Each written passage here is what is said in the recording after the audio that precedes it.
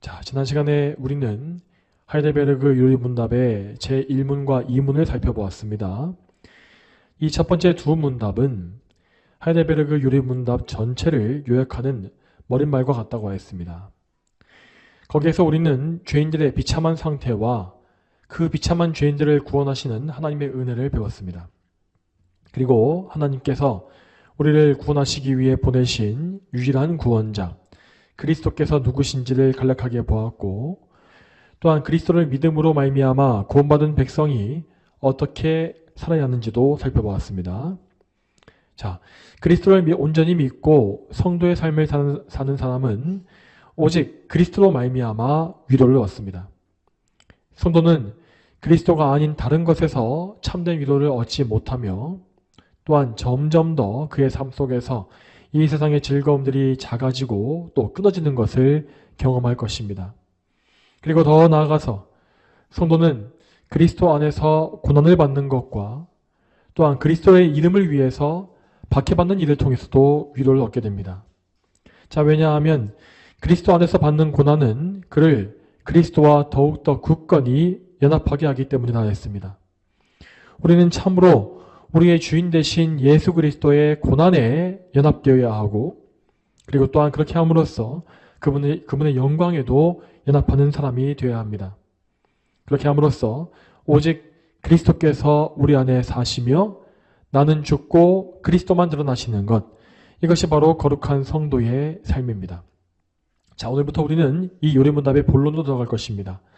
이 본론의 내용은 먼저 죄인의 비참한 상태가 무엇인지를 구체적으로 가르칩니다. 자, 그러면 오늘 요리문답을 같이 읽어보겠습니다. 자, 하이델베르그 요리문답 제3문에서 5문입니다. 네, 제가 먼저 질문하겠습니다. 제3문입니다. 당신은 어디로부터 당신의 죄와 비참함을 알 수 있습니까?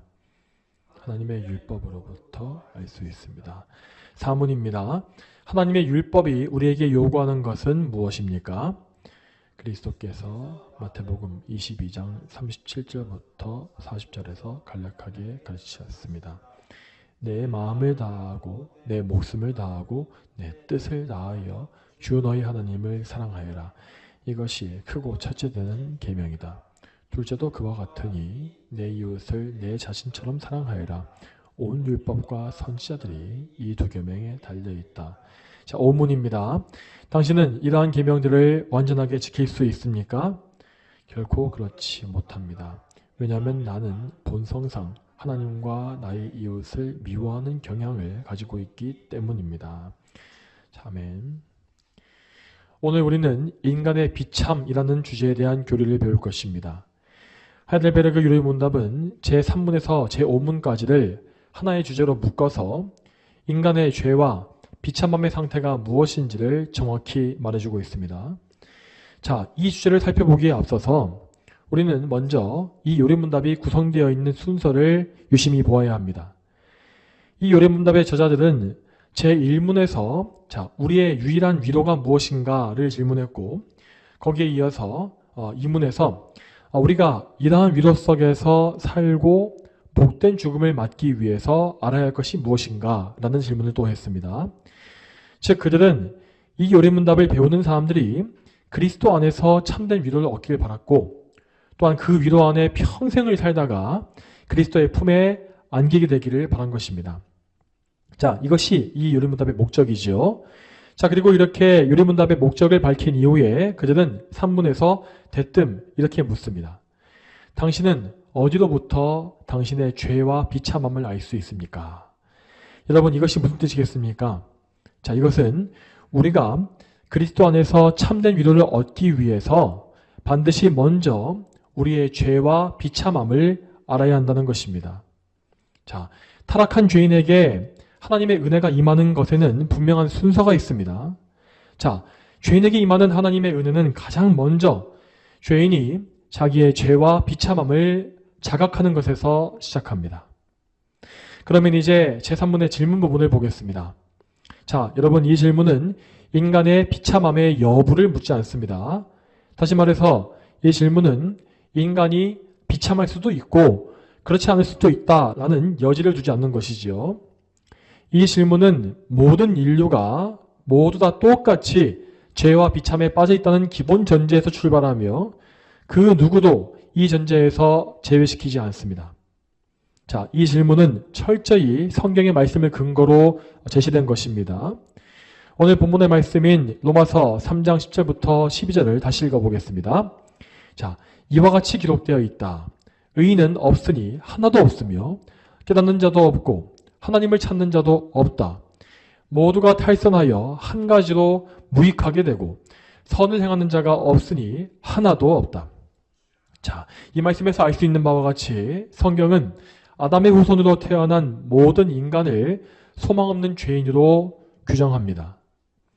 모든 인간은 아담 안에서 함께 범죄한 바 되었고 그리고 그의 죄성을 물려받아서 아무런 소망이 없는 죄인으로 태어나서 살게 되었습니다. 여러분 잘 기억하십시오. 자, 사람은 죄를 지었기 때문에 죄인이 되는 것이 아닙니다.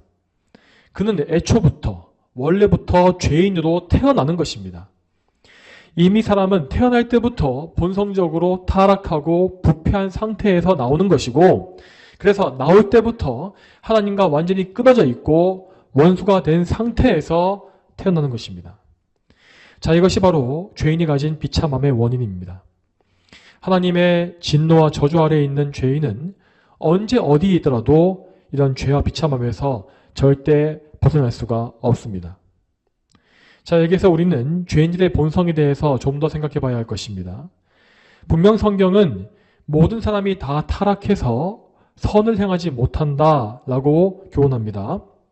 그런데 우리가 평소에 만나고 있는 모든 불신자들은 대부분 다 정말 최악의 사람들이 아니라고 한다면 대부분이 나름대로는 선을 추구하기 위해서 애쓰는 모습을 많이 보이지 않습니까? 자, 심지어 죄인들이 다 모여있는 교도소에 가볼지라도 거기에 있는 죄수들은 자기들끼리 또 이 죄의 무거움과 가벼움을 따진다고 합니다. 예를 들어서 그들 중에서도 이 소아 성범죄와 같은 죄를 지은 사람은 그 안에서도 가장 질 나쁜 죄인으로 취급받고 왕따당한다고 하죠. 자, 그렇다면 왜 사람들은 그들이 죄인임에도 불구하고 뭔가 나름의 선을 추구하고 있는 것이겠습니까? 자, 그 원인은 아담이 최초로 받았던 언약에 있습니다. 아담은 하나님과 최초의 언약을 맺을 때에 아무런 죄도 없는 무죄한 상태였고 그래서 자신의 완전한 순종을 조건으로 구원의 언약을 맺을 수 있었습니다. 이 언약은 창세기 2장 17절 말씀에 나와 있습니다. 창세기 2장 17절 말씀에 선과 악을 알게 하는 나무의 열매는 먹지 마라. 내가 거기서 나는 것을 먹는 날에는 반드시 죽을 것이다. 그리고 이 말씀과 또 반대로 그가 하나님께 순종한다면, 그래서 그 금지된 열매를 먹지 않는다면 그는 영원한 구원을 얻을 것이고 절대 그 영생을 잃어버릴 일이 없게 되는 것이었습니다. 자, 이것이 바로 아담이 최초로 받은 언약인데 우리는 이것을 아담의 행위에 기초한 언약이라고 해서 행위 언약이라고 부릅니다. 그러나 우리가 아는 바와 같이 아담은 하나님의 명령을 어겼고 결국 행위 언약을 깨뜨리고 말았습니다. 그렇지만 아담이 언약을 깨뜨렸다고 해서 그가 약속을 어겼다고 할지라도 행위 언약이 취소된 것은 아니었습니다. 하나님은 영원하신 분이기 때문에 그분의 언약 역시 영원합니다. 따라서 아담과 그 후손들은 우리 모두는 계속해서 우리의 삶 가운데 행위 언약의 조건을 가지고 살게 된 것이죠. 여러분, 그 조건이 무엇이었습니까? 그 조건은 하나님의 명령에 순종함으로써 구원을 얻는 것이었습니다. 이 조건은 물론 우리 인간이 죄인이 아니라고 한다면, 타락하고 부패하지 않았다고 한다면 아주 우리에게 유익하고 좋은 조건입니다.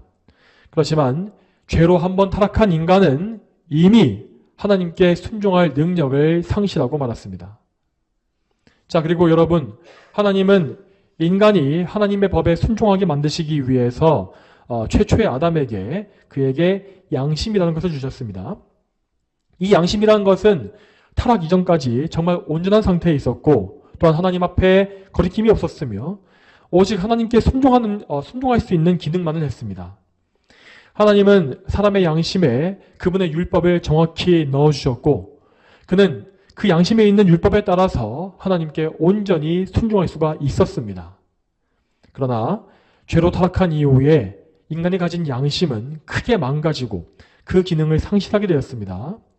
자, 분명 양심에는 하나님의 율법이 남아있긴 합니다만 그 양심의 율법은 이미 희미해지고 말았고, 그래서 그는 그 율법에 온전히 순종할 수가 없는 그런 비참한 상태에 빠지고 말았습니다. 로마서 2장 14절 말씀과 15절 말씀은 이 죄인의 양심과 율법의 관계에 대해서 이렇게 말씀하고 있습니다. 자, 이 말씀을 같이 찾아서 읽어보겠습니다. 로마서 2장 14절과 15절 말씀입니다. 율법이 없는 이방인이 본성으로 율법의 일을 행할 때에는 이들은 율법이 없어도 자기가 자기에게 율법이 된다. 이런 사람들은 그들의 양심이 증언하여 그들의 생각들이 서로 고발하기도 하고 변명하기도 하여 자기의 마음에 기록되어 있는 율법의 행위를 보여준다. 자, 이 말씀과 같이 우리 죄인에게는 모든 죄인에게는 희미하게나마 양심의 율법이 남아있고, 또한 아까 말씀드린 행위 언약의 요구가 또 남아있습니다. 자, 여기에서 죄인의 딜레마가 발생합니다. 죄인은 남아있는 양심의 율법 때문에 죄에 대한 중압감과 괴로움을 느낍니다. 그리고 또한 행위 언약에 남아있는 요구 때문에도 그런 죄책감과 중압감을 느끼게 되는 것입니다. 물론 겉보기에는 모든 죄인들이 다 멀쩡해 보입니다. 하지만 그들은 항상 인생 속에서 항상 알 수 없는 심판의 두려움과 싸우면서 비참한 죄의 삶을 살고 있습니다. 이처럼 죄인들은 자기의 죄를 감각하긴 하지만 그 죄를 알기는 알되 하나님과의 관계 속에서 알지 못합니다. 그들은 하나님 앞에서 자신이 죄인이라는 사실을 알지 못하고, 또한 하나님께만 구원이 있다는 이 중대한 사실을 전혀 모릅니다. 그래서 그들은 하나님께 가서 구원을 간구하는 대신에 자기 스스로 행위 언약을 만족시켜서 자기 의를 행해서 자기 구원을 이루기 위해서 몸부림치게 되는 것입니다. 불신자들이 공중도덕을 지키기 위해서 힘쓰는 것이나 어떻게 해서든 남에게 해를 끼치지 않으려고 하고, 또 더 나아가서 불쌍한 이웃을 도우려고 하는 것, 이런 것 등등이 다 양심의 율법과 그들 안에 있는 행위 언약에 따른 행동입니다. 그리고 그들은 자신이 양심에 따라서 살았을 때에 그것에 대해서 큰 자부심을 느끼고, 그리고 그것을 근거로 해서 자신을 의인이라고 생각하죠. 이렇게 죄인들이 본능적으로 율법을 지키려고 하고 있는 이유는 다시 말씀드리지만 행위 언약과 그들의 양심에 있습니다. 그렇지만 이렇게 죄인들이 스스로 의를 이루려고 하는 생각은 하나님께서 매우 미워하시는 것입니다. 왜 그렇습니까? 자, 그 이유는 그들이 하나님을 사랑하는 마음을 가지고 하나님께 순종하려고 하는 그런 선한 마음으로 계명을 지키는 것이 아니기 때문입니다. 그들은 오히려 하나님을 극도로 미워하기 때문에, 그래서 하나님이 은혜로 주시는 구원의 길을 거절하기 위해서 이렇게 순종의 길을 가려고 하는 것입니다. 그들은 하나님께 복종하기를 싫어하고 오직 자신의 의를 이루어서 자기의 능력으로 자력 구원을 이루려고 하는 거짓 신앙을 따르고 있습니다. 이와 같이 자기를 스스로 구원하려고 하는 이런 악한 세상은 이 세상의 모든 영역을 다 지배하고 있습니다. 하나님께서 친히 만들어주신 이 참된 기독교 신앙 이외에 인간이 만든 모든 신앙과 신념은 결국 다 자기의 의로 구원을 추구하는 것에 모아집니다. 사람들은 그리스도의 의로만 구원받는다고 하는 이 신앙을 매우 증오하며 자기의 의를 끝까지 포기하지 않으려고 합니다. 그렇지만 자기 의로 구원받으려고 하는 이런 불신자들에게는 마침내 하나님의 무서운 심판이 있을 것입니다. 로마서 2장 6절 말씀에 이렇게 되어 있습니다. 하나님께서 각 사람에게 그의 행위대로 갚아주실 것이니. 이 말씀과 같이 자기 행위에 의지하고 자기 의를 이루려고 하는 사람은 자기의 행위 그대로 심판을 받을 것이고, 그래서 무조건 망할 것입니다. 모든 죄인은 절대 자기의 행위에서 온전할 수가 없습니다. 그들은 반드시 자기의 행위, 자기의 의가 아니라 그리스도의 의를 덧입어야 하고, 또한 하나님의 은혜를 받아야 합니다. 그리스도를 믿고 구원을 얻는 사람은 결코 자기의 의로운 행위로 말미암아 구원받는 것이 아닙니다. 그들은 그리스도의 피로 죄를 용서받고 그들의 허물을 그리스도의 의로 덮었기 때문에 하나님의 은혜로서 구원을 받는 것이죠. 시편 32편 1절 말씀에 허물을 용서받고 죄가 가려진 사람은 복이 있다라고 하였습니다. 자, 바로 이것이 그리스도를 믿는 성도가 은혜로 받는 구원입니다. 자, 그러면 이렇게 자기 의를 추구하는 이 사악한 죄인들은 어떻게 해야 구원을 받겠습니까? 하나님께서 정하신 구원의 방법은 먼저 죄인들이 자기의 죄와 비참함을 깨닫게 되는 것에서 시작합니다. 물론 이 세상 사람들은 이러한 진리를 비웃고 조롱할 것입니다. 왜냐하면 죄인들은 자신들을 비참하게 여기는 것을 정말 싫어하기 때문입니다. 오늘날 현대인들은 이 자기의 자존감을 높이고 또 밝은 생각을 가지는 것을 생명처럼 여깁니다. 그런 그들에게 그들 자신의 비참함을 알아야 한다라고 말하는 것은 마치 그들에게 자살을 강요하는 것과 똑같이 느껴질 것입니다. 그리고 이러한 현대인들의 망상은 교회 안까지 파고 들어와서 긍정적인 사고방식이라고 하는 거짓 사상과 괴물을 퍼뜨렸습니다. 7, 80년대에 번영신학과 적극적인 사고방식을 유행시켰던 미국의 로버트 슐러 같은 사람이나 또한 10년 전쯤에 긍정의 힘을 유행시켰던 이 조엘 오스틴 같은 자들이 바로 그런 가짜 목사라고 할 수 있죠. 자, 그렇지만 자신의 죄와 비참함을 먼저 알지 못한다면 절대 죄인은 자기 죄에서 벗어날 길이 없습니다. 그러므로 하나님은 율법을 통하여서 죄인들을 깨우치시고 그들 자신의 무능함과 버림받은 상태를 알게 하시는 것입니다. 죄인들을 각성시키는 율법의 기능에 대해서 성경은 이렇게 증거하고 있습니다. 로마서 3장 19절과 20절 말씀을 같이 읽어보겠습니다.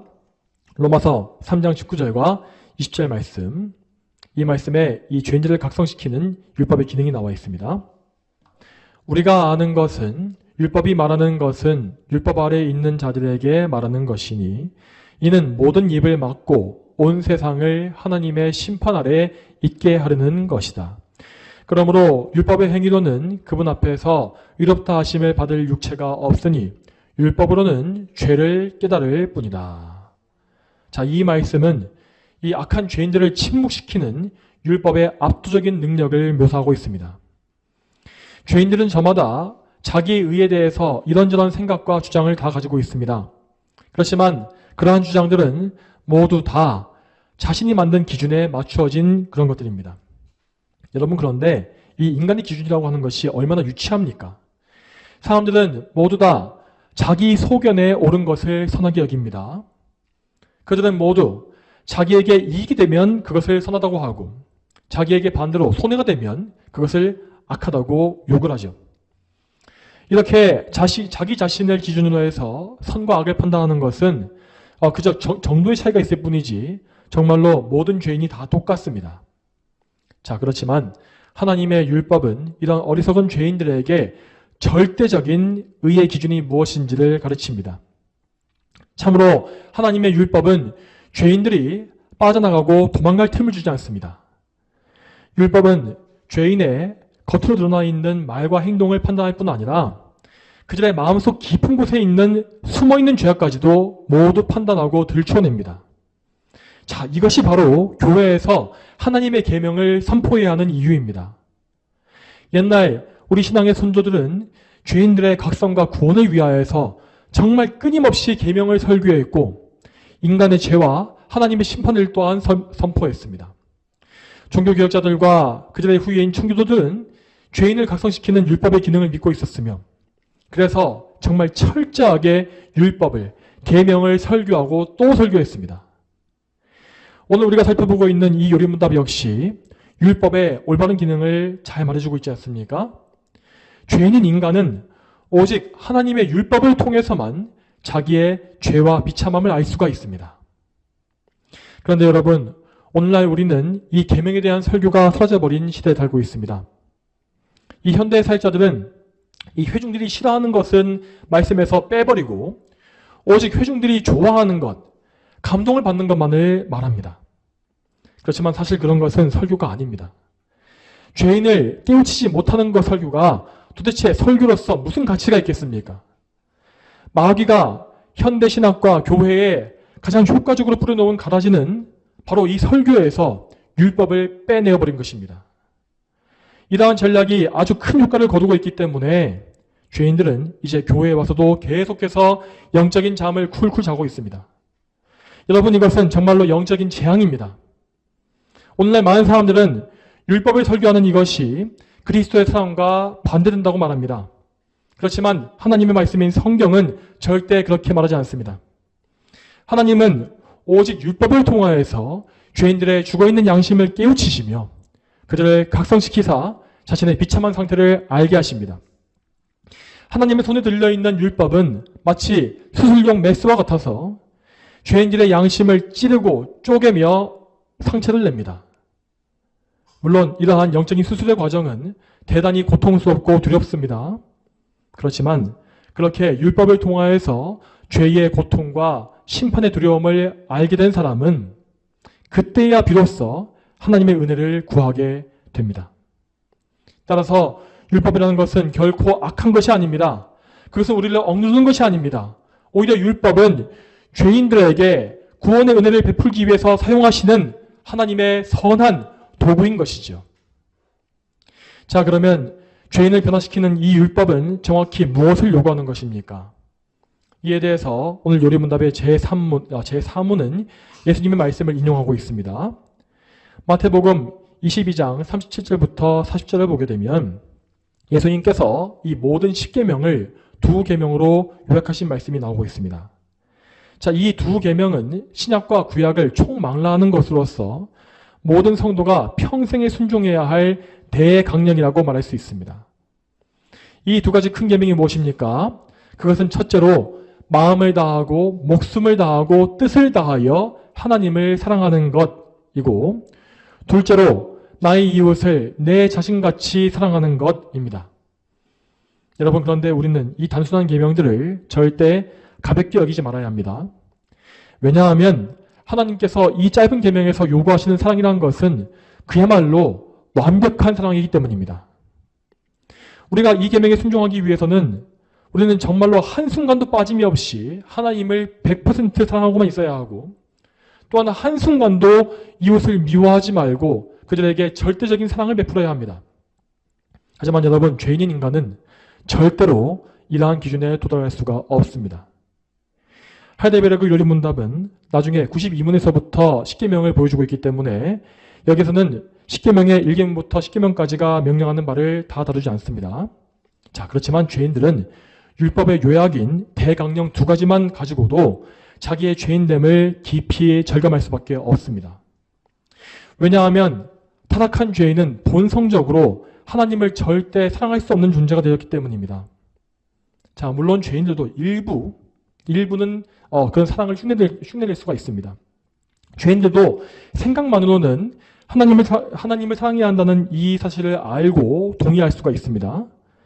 자, 그래서 교회 안에 존재하고 있는 수많은 죄인들은 이러한 생각을 근거로 해서 내가 뭔가 하나님에 대해서 교리를 알고 성경적인 지식이 있기 때문에 내가 하나님을 사랑하고 있다라고 착각합니다. 그리고 또 다른 사람들은 자신이 가지고 있는 감정적인 뜨거움, 뭔가 마음이 막 뜨거워지고 몸이 달아오르는 이런 뜨거움만 가지고서 하나님을 사랑한다고 착각을 하죠. 그렇지만 그런 분들은 반드시 자신의 사랑이 성경적인 참된 사랑인지를 점검해 보셔야 합니다. 모든 사람들은 10계명의 거룩한 명령들과 그 구체적인 내용이 무엇인지를 살펴봐야 하며, 그래서 정말 자신들이 그 10계명에 순종하는 가운데 하나님을 경외하면서 하나님께 순종하기를 원하고 있는지를, 그런 마음의 중심을 살펴봐야 하는 것입니다. 자, 그리고 다음으로 제5문을 보겠습니다. 제5문은 죄인인 인간이 가지고 있는 본성이 무엇인지를 또 말해줍니다. 여기에서 죄인은 본성적으로 하나님과 이웃을 모두 미워하는 경향을 가지고 있다라고 말하고 있습니다. 자, 이 교리 역시 성경의 말씀을 근거로 말씀하고 있는 교리입니다. 창세기 6장 5절 말씀에 이렇게 되어 있습니다.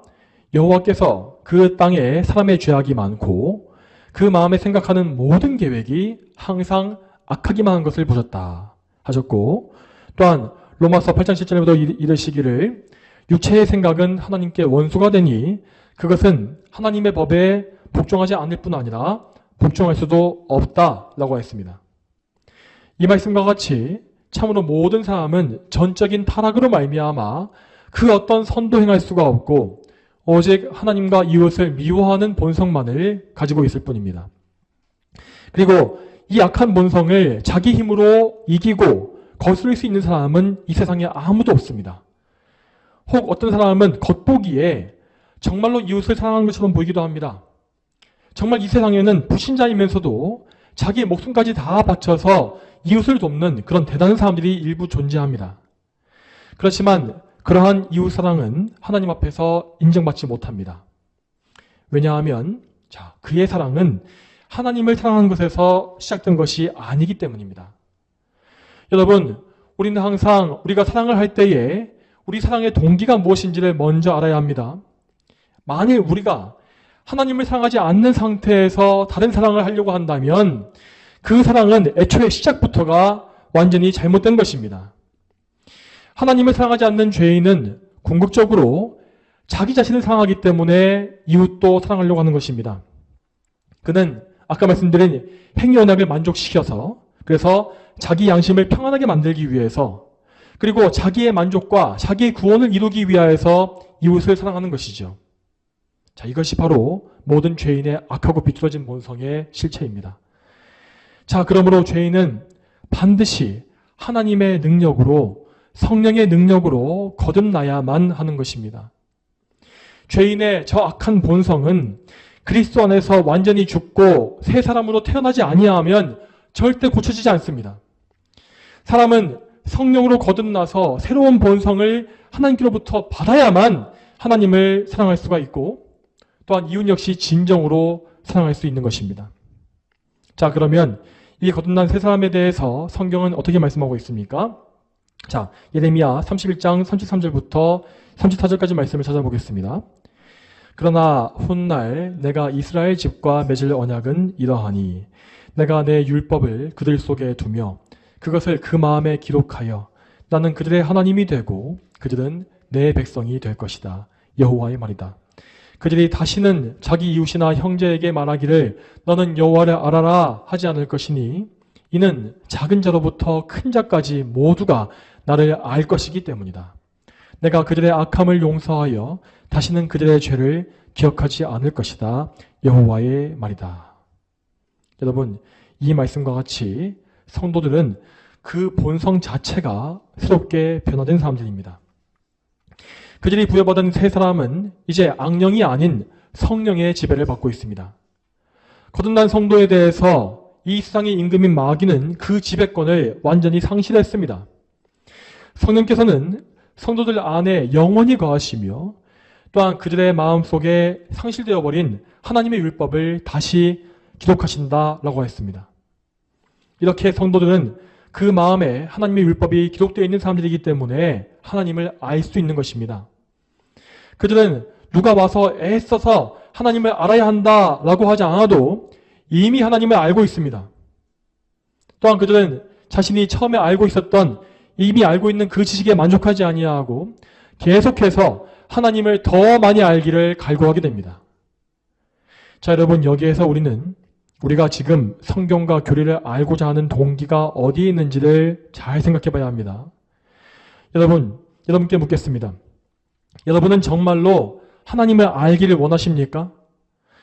정말로 하나님을 사랑하시고 그분을 더 깊이 알기를 갈망하기 때문에 그 사랑 때문에 지금 교리를 연구하고 계신 것입니까? 우리는 이 사실에 정말 정직해져야 합니다. 왜냐하면 교회 안에서 거듭나지 않은 사람들도 지식을 얼마든지 갈구할 수가 있기 때문입니다. 그렇지만 그들이 성경과 교리를 더 알려고 하는 것은 자신의 지식적인 욕구를 채우기 위해서입니다. 그들은 원래부터 지식을 배우는 것을 좋아하는 학구적인 사람일 수가 있습니다. 또는 그것이 아니라면 그들은 자신의 불신앙적인 불안감을 가라앉히기 위해서 더 많은 지식을 쌓아놓아서 그것을 증거로 해서 내가 성도다, 내가 거듭났다 라고 말하는 것일 수 있죠. 이유야 어찌됐든 간에 참으로 거듭난 성도는 하나님을 사랑함으로 인하여서 하나님을 사랑하는 그 마음 때문에 성경을 연구하게 되어 있는 것입니다.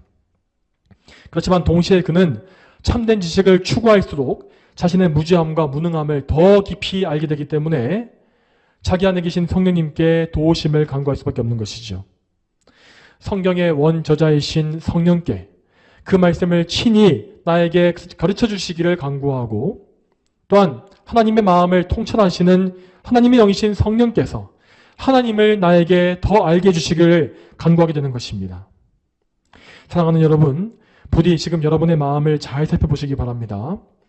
여러분은 정말로 이러한 마음을 가지고서 지식을 추구하고 계십니까?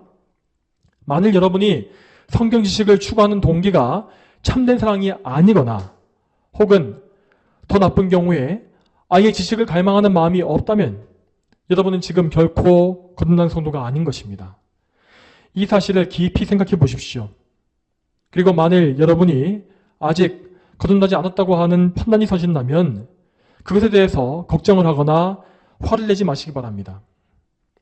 여러분의 영적 상태를 알게 해주신 분은 제가 아니라 하나님이십니다. 하나님께서 은혜로서 여러분의 영혼을 깨우치셨기 때문에 여러분의 그런 상태를 알게 된 것입니다. 그러므로 그러한 각성이 일어난 분이 계신다면 두려워하지 마시고 그 즉시로 예수 그리스도께 달려가서 그분의 이름을 부르고 그분께 매달리시기 바랍니다.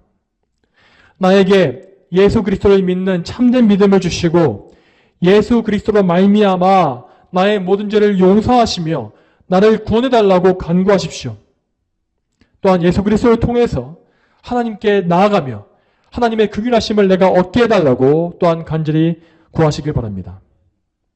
자, 그리고 계속 이어서 아까 우리가 읽었던 예레미야 31장 34절의 말씀을 보겠습니다. 자, 이 34절의 말씀은 거듭난 자들이 받은 죄사함에 대해서 또 말하고 있습니다. 34절의 마지막 문장을 보겠습니다. 네, 제가 읽겠습니다. 내가 그들의 악함을 용서하여 다시는 그들의 죄를 기억하지 않을 것이다. 여호와의 말이다. 자, 이 말씀과 같이 그리스도를 믿고 성령으로 거듭난 성도는 이미 그의 모든 죄를 용서받았습니다.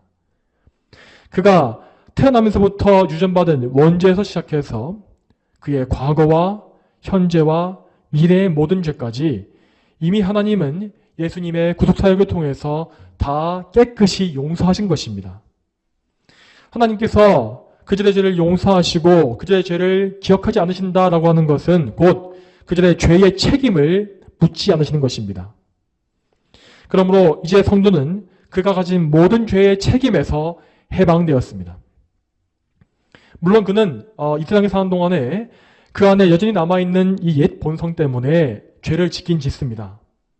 하지만 그 죄, 그가 계속해서 짓게 되는 그 죄는 이미 예수님께 용서를 받은 죄이기 때문에 성도는 결코 그 죄 때문에 멸망하지 않는 것입니다. 그러나 참된 성도는 결코 자신이 그 죄를 가볍게 여기지 않습니다. 오히려 세월이 갈수록 그는 자신의 죄를 더 아파하고 슬퍼합니다. 자, 여러분 잘 들으십시오. 참된 성도는 죄를 무거운 책임이나 무거운 빚이나 무거운 짐으로 느끼지 않습니다. 왜냐하면 그가 가졌던 죄의 무거운 빚과 무거운 책임은 이미 예수님을 통해서 탕감되었기 때문입니다. 예수님은 정말로 이미 십자가 위에서 성도들의 모든 죄값을 다 치러주셨고 그들을 무겁게 짓누르던 죄의 책임을 역시 모두 제거하셨습니다. 그러므로 참된 성도들은 죄에 억눌리거나 죄를 두려워하지 않습니다. 그 대신 그는 죄를 슬퍼하고 아파합니다. 자, 왜 그럴까요? 그는 자기가 구원을 잃어버릴까봐 두려워서 슬퍼하는 것이 아닙니다. 그는 이미 자신의 구원의 확실함을 믿고 있습니다. 그는 구원의 확신을 가지고 있습니다. 하지만 예수님을 정말 사랑하기 때문에, 예수님에 대한 사랑 때문에 그는 자기의 죄를 슬퍼하는 것입니다. 나의 죄를 용서하기 위해서 십자가에 못 박히신 예수님을 또다시 내가 배신했구나. 나를 먼저 사랑하시고 내게 은혜 베푸신 하나님 아버지를 내가 또다시 거역했구나. 주님께서 깨끗이 씻겨주신 나의 몸과 마음을 내가 다시금 또 오염시켰구나. 주여, 나를 불쌍히 여기소서. 이러한 마음을 품는 것입니다. 자, 성도 여러분, 이러한 마음이 무엇인지를 정말 알고 계십니까? 구원받은 성도가 자기 죄를 슬퍼한다는 이것은 곧 하나님에 대한 사랑 때문에 나오는 것입니다. 성도는 자기가 지은 죄의 더러움을 알며 또한 그 죄의 더러움 때문에 하나님께서 그 죄를 매우 역겨워하시고 미워하신다는 사실을 압니다. 그래서 당연히 죄를 짓게 되면 성도는 하나님과의 교제를 상실하게 되고 영적인 괴로움을 당할 수밖에 없는 것입니다. 그래서 그는 정말로 자기 죄를 다시금 씻어버리고 하나님께 나아가기를 갈망하게 됩니다. 그렇지만 그는 동시에 자기 죄의 더러움을 스스로 씻지 못한다는 사실을 알기 때문에 자기의 죄를 씻어주시고 정결하게 하실 예수님의 보혈을 날마다 의지하는 것이죠. 자, 그러므로 참된 성도가 구하는 것은 죄의 용서가 아니라 죄의 씻음입니다. 나의 죄 때문에 하나님께로부터 멀리 떠난 것을 회개하고 자기의 더러운 죄, 이 죄의 오염을 예수님의 보혈로 씻어서 하나님께 가까이 나가길 원하는 것. 자, 그것이 이미 구원받은 성도가 자신의 죄를 인식하는 방식입니다. 성도 여러분, 오늘 우리는 하나님의 은혜가 어떻게 시작되는지를 살펴보았습니다. 하나님은 그분의 거룩한 율법을 통하여서 죄인들의 영혼을 깨우치시며 그들의 죄와 비참함을 알게 하십니다. 이렇게 함으로써 자신의 상태를 알게 된 죄인은 하나님을 사랑할 수 없는 자신의 본성을 자각하게 되므로 하나님을 두려워하게 됩니다. 그리고 그는 그 두려움 가운데 주저앉아 있는 것이 아니라 성령님의 인도하심에 의하여서 그리스도께 나아갑니다. 그리고 죄인은 그때야 예수 그리스도의 십자가가 무슨 의미인지를 알게 되는 것입니다. 그는 이제 자신의 의와 속죄함이 되시는 예수 그리스도를 알고 믿게 되며 예수님의 십자가 아래에서 죄의 짐이 풀어져 사라지는 것을 경험하게 됩니다. 그리고 그는 그 자유함과 새 사람의 성품을 가지고서 하나님을 사랑하기 위해서 이제 온 마음과 목숨과 뜻을 다하는 그런 거룩한 삶을 살게 되는 것입니다. 자, 저와 여러분 중에서 이 은혜에서 제외되는 사람이 단 한 명도 없길 바랍니다.